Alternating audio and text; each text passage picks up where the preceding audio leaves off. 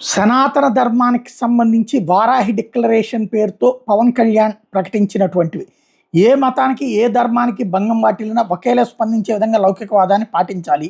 సనాతన ధర్మ పరిరక్షణ కోసం ఆ విశ్వాసాలకు భంగం కలిగజేసే చర్యలు అరికట్టడానికి దేశం మొత్తం అమలయ్యేలా ఒక బలమైన చట్టం అవసరం ఉంది. దాన్ని తక్షణమే తీసుకురావాలి. సనాతన ధర్మ పరిరక్షణ కోసం తీసుకొచ్చే చట్టాన్ని అమలు చేసేలా జాతీయ రాష్ట్ర స్థాయిలో సనాతన ధర్మ పరిరక్షణ బోర్డు ఏర్పాటు కావాలి. సనాతన ధర్మ పరిరక్షణ బోర్డును ప్రతి ఏటా నిధులు కేటాయించాలి.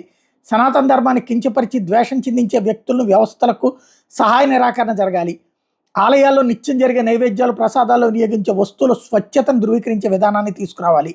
ఆలయాలు ఆధ్యాత్మిక కేంద్రాలుగా మాత్రమే కాదు, విద్యా కేంద్రాలుగా, కళా కేంద్రాలుగా, ఆర్థిక కేంద్రాలుగా, పర్యావరణ పరిరక్షణ కేంద్రాలుగా మరియు సంక్షేమ కేంద్రాలుగా కూడా పూర్తి స్థాయిలో రూపుదిద్దుకోవాలి.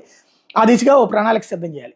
ఈ డిక్లరేషన్ అయితే నేను సంపూర్ణంగా సమర్థిస్తా. అద్భుతమైనటువంటిది. ఇవి సక్సెస్ కావాలని కోరుకుందాం. రాజకీయాలకి అతీతమైనటువంటి డిక్లరేషన్ ఇది.